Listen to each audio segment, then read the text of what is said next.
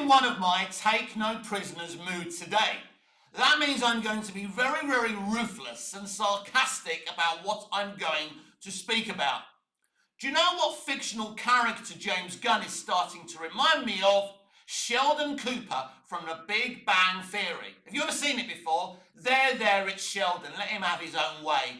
There, it's Sheldon. What has he said now? Well, Sheldon's a little bit extra. Sheldon's a little bit special. We must forgive him. And like every morning I wake up, I just wonder what shit James Gunn has said next. Well, what he said recently, what he said next, is that Batman is boring and he's going to fix Batman. The hubris is on a Richter scale I have never seen before. I can describe Batman in a lot of different ways, but one of those ways isn't fucking boring. But James Gunn is a little bit extra, a little bit special, there. He's also a member of the extreme left. And the extreme left hate Batman, hate Bruce Wayne, and they're always saying, well, you know, why don't he just give all his money to Gotham and not be Batman? He does give all his fucking money to Gotham, or he has a foundation and he's still Batman in Gotham City, because Gotham City needs something, because it's literally a horrible area full of crime and people need Batman, right? But he hates Batman. He even explained it when he was arguing about his Superman film with a fan. If you're being a hero because of if you're doing good things because of your experiences, that means, you know, you're doing it the wrong fucking way. He used that special extra word that special extra people use. I forgot the word. It doesn't matter. It's the word the extreme left use all the fucking time. James, I want you to sit down. I want you to take some deep breaths. Here's a brown bag. Breathe into the brown bag. Now, Batman isn't boring. Batman is a lot of things, but isn't fucking boring. Are you happy, everyone? You people who hated Zack Snyder's Ben Affleck Batman, who was an awesome comic book, Dark Knight Returns, epic Batman, but he was killing some people, so you got all triggered. Are you happy now? Shall I remind you of something that's going to frighten the living shit out of you?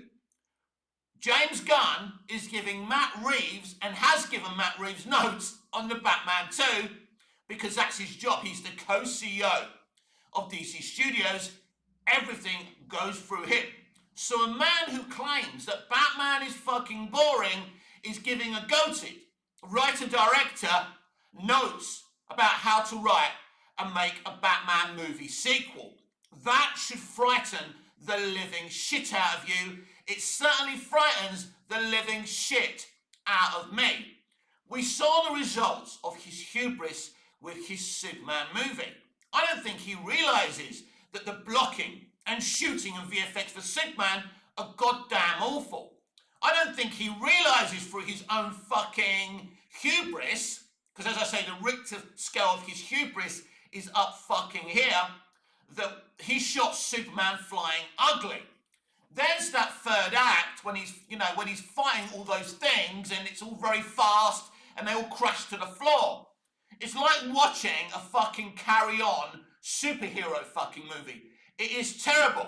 As I keep on saying, I keep on trying to rewatch that film, but watch it in a positive mind, because I don't want to be a hater. I love Superman. I want to love this movie. So I try. I focus. I be positive. I'm going to be positive about James Gunn's Superman movie every time I try and rewatch it, because I love his Guardians movies. They're fun.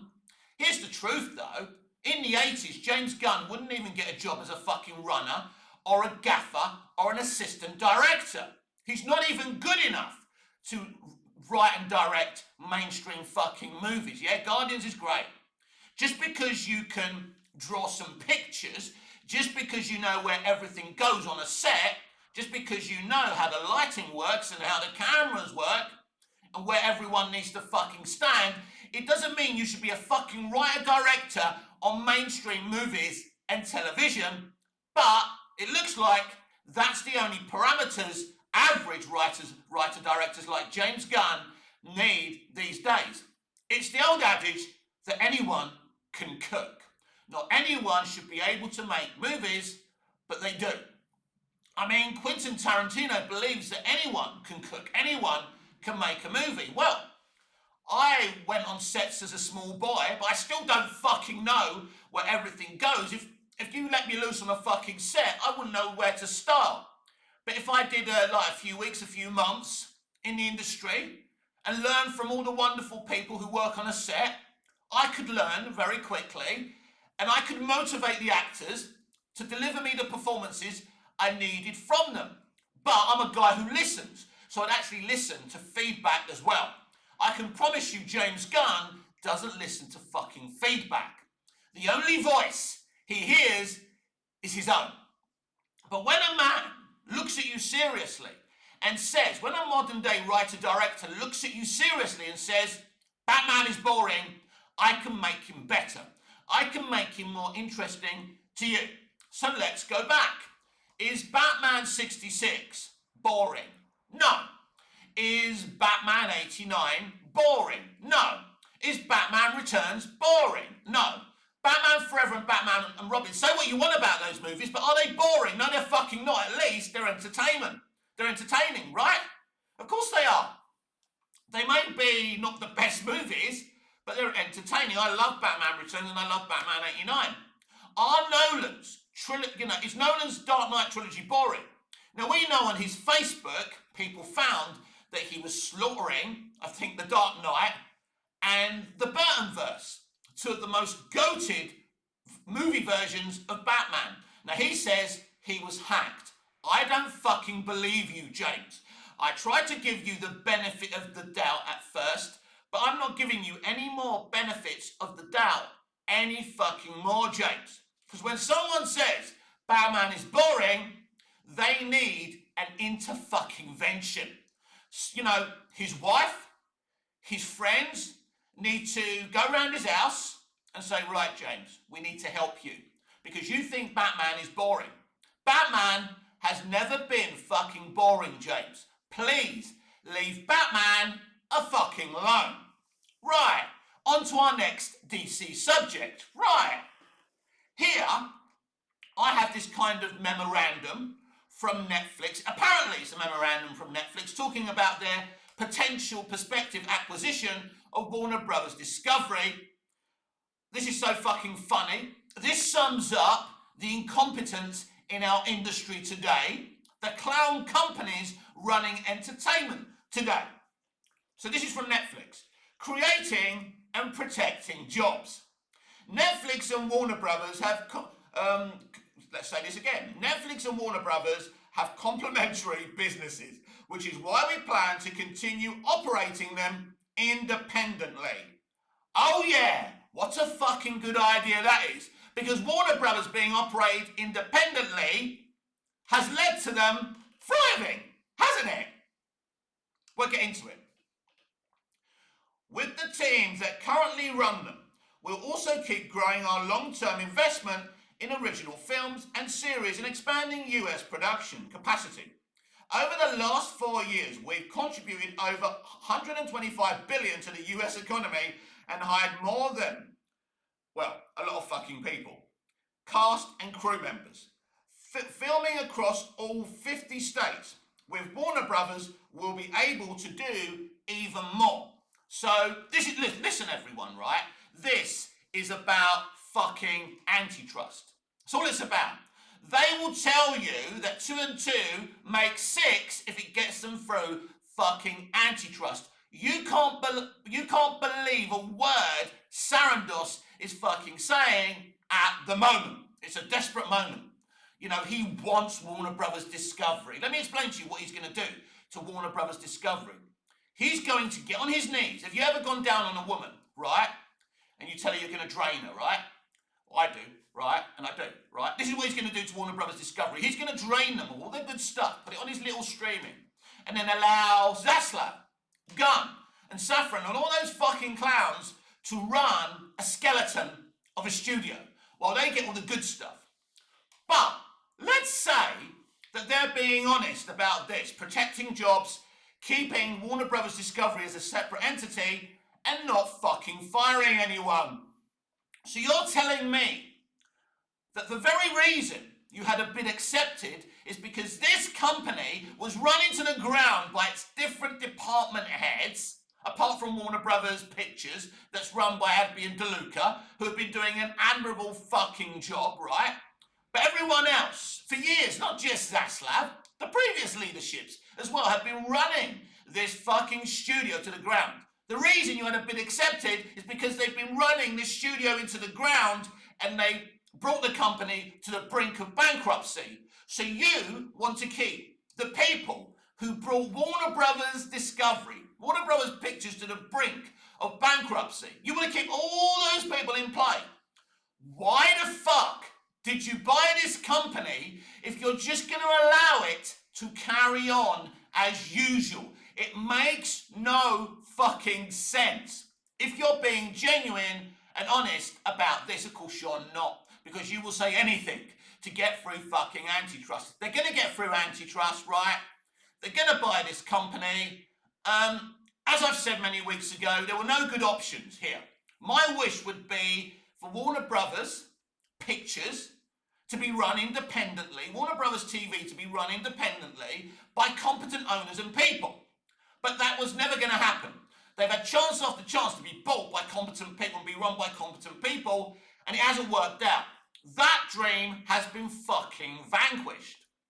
But are you truly telling me, Netflix, that you bought a company, and you bought the company, right, because they were running to the ground, but you're going to keep the same people in place who run the company into the ground? Zaslav's leadership is the reason they were on the verge of bankruptcy, right? Gunn and Saffron have done an awful job at DC Studios. They're a couple of fucking clowns. I've just been talking about how one of their co-CEOs believes that Batman is boring. Do you need any more evidence, right? You're on the verge of a fucking takeover. Your boss is listening to you say that Batman is fucking boring. He can't even shut his mouth when he's trying to save his own job. But maybe his job is fucking safe anyway. It's sad, isn't it? It's depressing what's going on with DC. I never had any faith in fucking Netflix. Snyder fans genuinely believe that this company will restore the Snyderverse. I respect my fellow Snyderverse stans, but I have my fucking doubts, and I hope to be proven wrong. Of course I do. But there were never any good options here.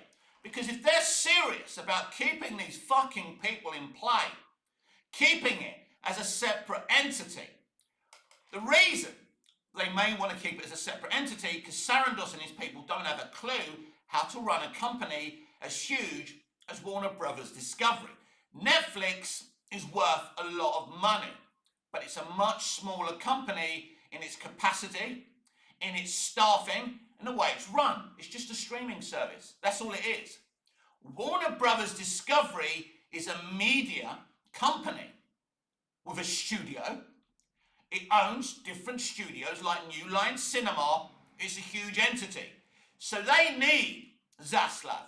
They need these department heads to stay in place until they can figure out how to run it without them. So for the time being, no one's going to be sacked. But please don't tell me that you bought a company because it was on the verge of bankruptcy and the people to blame for it being on the verge of bankruptcy are going to be kept in play. This would be the most ridiculous fucking situation I have ever heard of.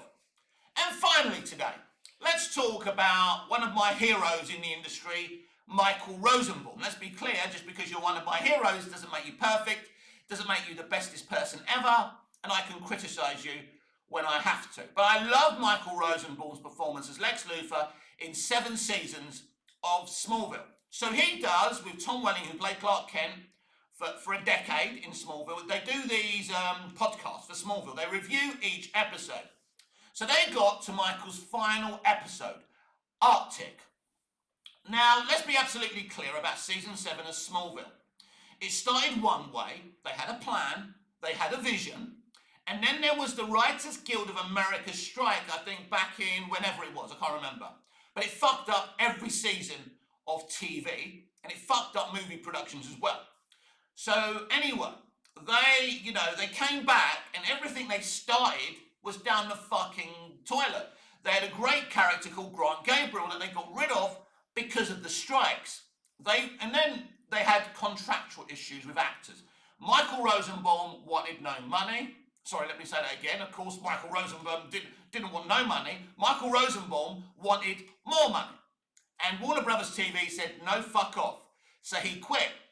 Now, Alfred Goffin Miles Miller, the creators and showrunners of the show from season 1 to season 7 were falling out with the CW, and they were driven out, and they took WBTV to court in the end, and Goffin Miller thankfully won.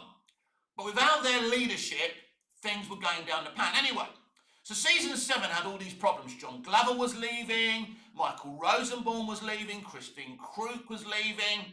Christine had many issues. One of them was being stalked and hated by crazy fucking shippers. It's them I want to talk about very shortly. Chloe's crazy shippers, right? Anyway, so they had all these issues, so they had to finish off a season.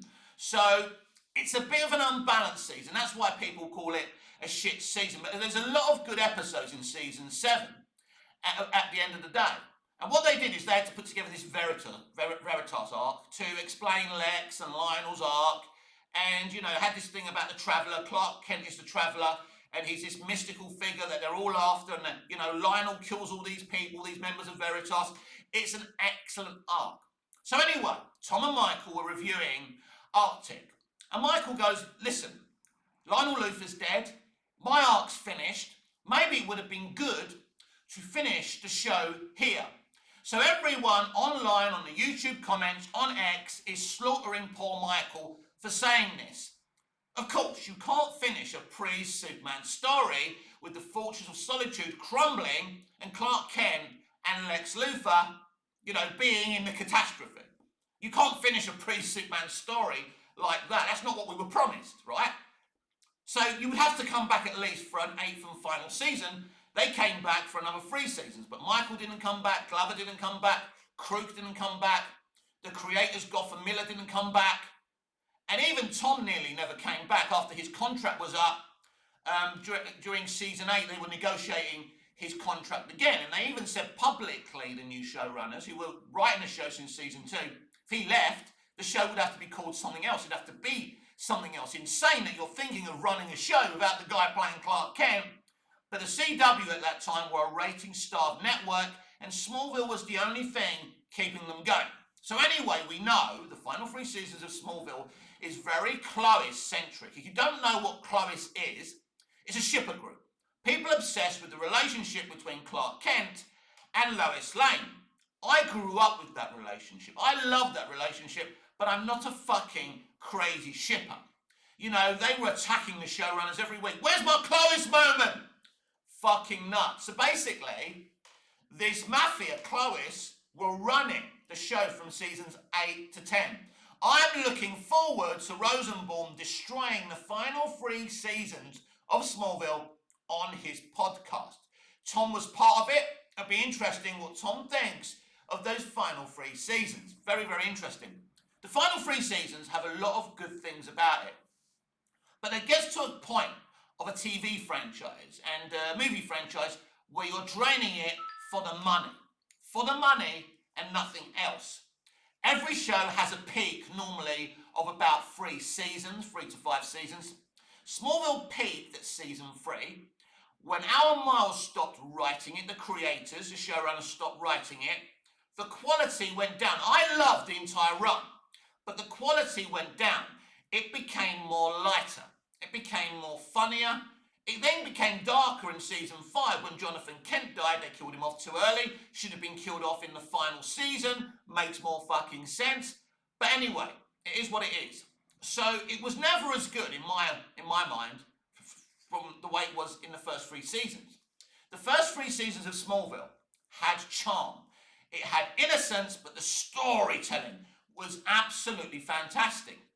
Season 4 isn't terrible, but it's lighter, it wastes time on Clark playing football, Snorefest, we're going through all of that again, and there's a lot of fucking fillers, and there's that awful arc with the fucking witches, with Lana being a witch, because bringing in Lois Lane, they didn't know what to do with Lana anymore. So there is that. And if you read like the magazines and the reviews weren't very happy with Smallville from seasons 4 onwards. Now, a lot of people started complimenting season 9, for example. I don't think the final season of Smallville is great, and I felt really betrayed by the series finale of Smallville. Ultimately, I always felt that everyone, Michael Rosenbaum, Glover, Gotham Miller, Kristen Krug, everyone should have just returned for an 8th and final season. But my opinion beyond that is that Smallville should have ended really before that. I think if you have 3 solid seasons of Smallville, that works, because you've got to serve the arc, the story.